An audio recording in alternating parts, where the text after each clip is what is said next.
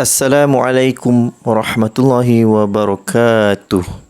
أيها التلاميذ كيف حالكم؟ أتمنى لكم بالصحة والعافية. الآن ندرس اللغة العربية للصف السادس.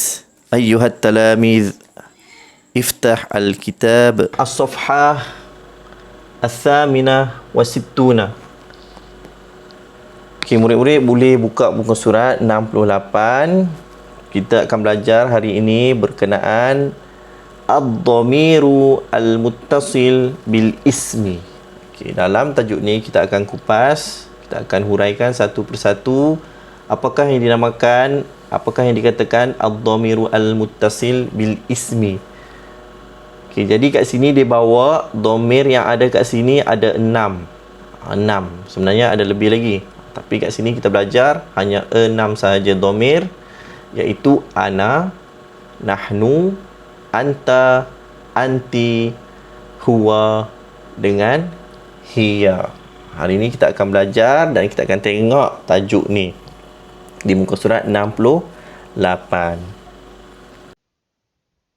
Okey, seterusnya kita nak tengok ad-dhamiru. Apakah maksud ad-dhamiru? Ad-dhamiru tu bermakna kata ganti diri. Itu maksud ad-dhamir. Okey, hari ni kita nak belajar ad-dhamir yang kita nak belajar hari ni cuma 6 sahaja. Iaitu ana, nahnu, anta, anti, huwa dengan hiya. Okey, kita nak tengok satu persatu. Apakah maksud ana? Ana bermaksud saya. Ana bermaksud saya. Nahnu, kami ataupun kita. Anta, awak lelaki. Anti, awak perempuan. Huwa bermaksud dia lelaki. Hiya bermaksud dia perempuan.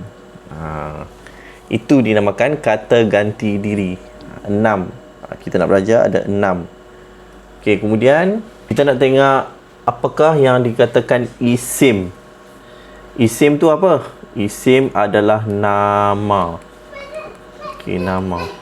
Isim pula terbahagi kepada 2. Kata nama am dengan kata nama khas. Ingat, isim ada 2. Nama tu ada 2. Satu kita panggil kata nama am, satu lagi kita panggil kata nama khas. Contoh kata nama am tu apa? Yang kata nama yang umum. Contoh orang, sekolah, tempat, rumah, dia umum. Tapi kalau kata nama khas, dia khusus pula. Okey, orang tu orang yang mana? Orang bernama Ahmad ataupun Ali ataupun Hasan dan sebagainya. Sekolah pula, sekolah yang mana? Sekolah ni terlalu umum, banyak sekolah. Tapi yang khususnya adalah contoh sekolah SK Trono. Rumah, tempat kat mana? Rumah kat mana? Nama Batu Gajah. Itu nama khas. Itu maksud isim, nama. Okey, seterusnya ad-dhamir bergabung dengan isim. Jika ad-dhamir bergabung dengan isim, maka jadilah ia dhamir al-muttasil bil ism. Ini tajuk yang kita belajar hari ini. Kita panggil ad-dhamir al-muttasil bil ism. Setelah dicantumkan kata ganti dengan nama, jadi kita panggil dia ad-dhamiru al-muttasil bil ismi. Dhamir yang berhubung dengan kata ganti diri yang berhubung dengan nama. Okey, apa kat contoh kata ad-dhamir yang kat sini? Contoh ad-dhamir kat sini adalah ana, saya. Okey, dhamir dia ana. Bergabung dengan isim. Bergabung dengan isim. Isim dia apa? Nama dia apa? Firqatu, pasukan. Saya adalah ad-dhamir, firqatu adalah al-ismu, nama.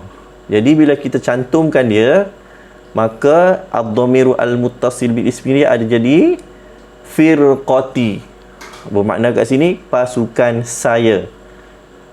Kita tak buatlah ana firqatu. Jadi orang Arab dia tak sebut macam tu. dicantumkan, disebut firqati, pasukan saya. Faham tak? Itu dinamakan ad-dhamiru al-muttasil bil ismi. Kata ganti diri yang berhubung dengan nama. Nama dia yang mana? Firqatun tadi. Isim dia apa? Ana. Maka bila dicantumkan, ana tadi diganti dengan huruf ya. Okey, seterusnya kita tengok contoh lain, contoh dhamir yang lain. Ad-dhamir ana, kita tengok ad-dhamir ana, isim dia firqatu berhubung dengan ya ana tadi. Bila dicantumkan firqatu dengan ya, maka jadi ad-dhamir al-muttasil bil ismi jadi firqati, pasukan saya. Ya ni ganti kepada ana tadi, makna dia sama juga, saya, pasukan saya. Kita tengok contoh seterusnya, dhamir nahnu, kami.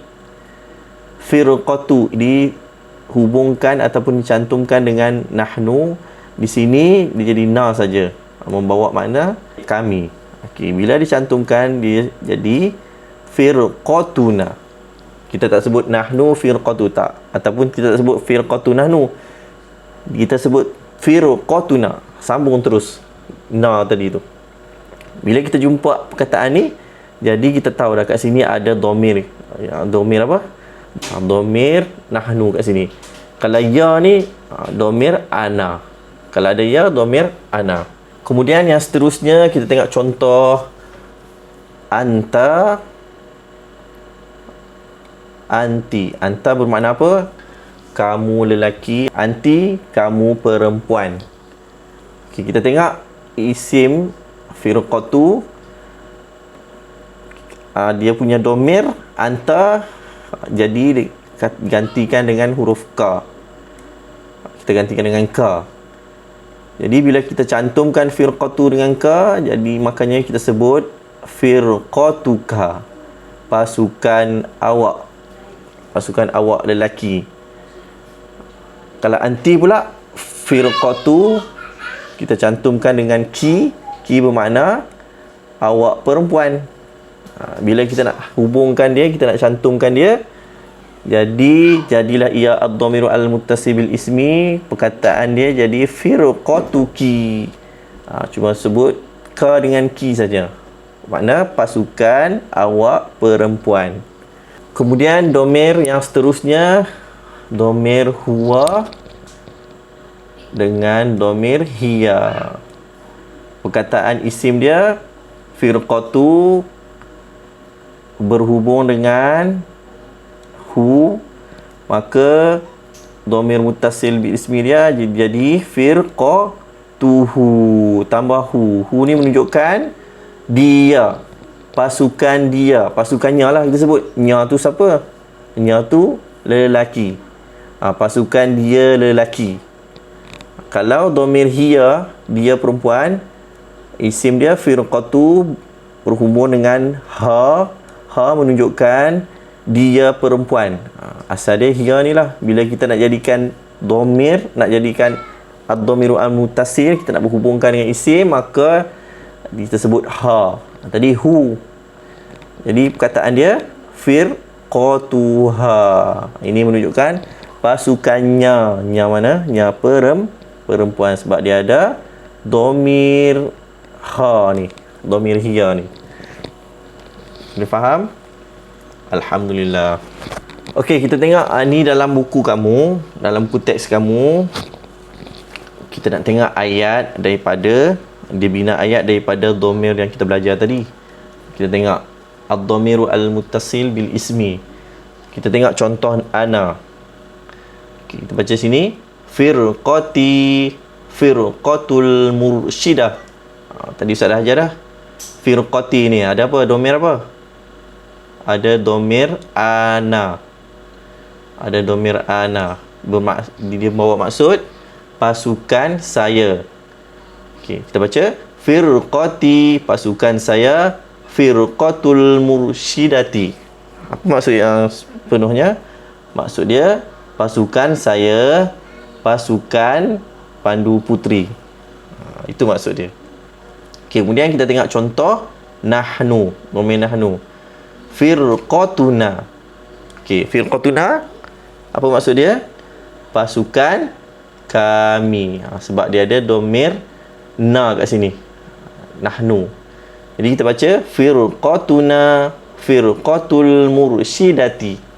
Pasukan kami adalah pasukan pandu putri. Kemudian kita tengok domir anta. Hal firqatuka firqatul tilmidhi al-askari. Hal ni maksud dia apa? Hal bermakna adakah. Okey, adakah firqatuka bawa maksud apa? Pasukan awak. Ni. Firqatuka adalah domir anta. Sebab ka belakang dia. Adakah pasukan awak firqatut tilmidhil askari? Adakah pasukan awak pasukan TKRS? Okey. Dia bawa contoh pertanyaan. Kemudian kita tengok contoh domir anti. Hal firqatuki firqatut tilmidhil askari. Hal tadi saya dah beritahu maksud dia apa? Adakah firqatuki? Kat sini dia ada domir anti, awak perempuan. Okey, adakah pasukan awak, iaitu awak perempuan, firqatut tilmidhil askari, pasukan TKRS. Okay, kemudian kita tengok contoh domir huwa.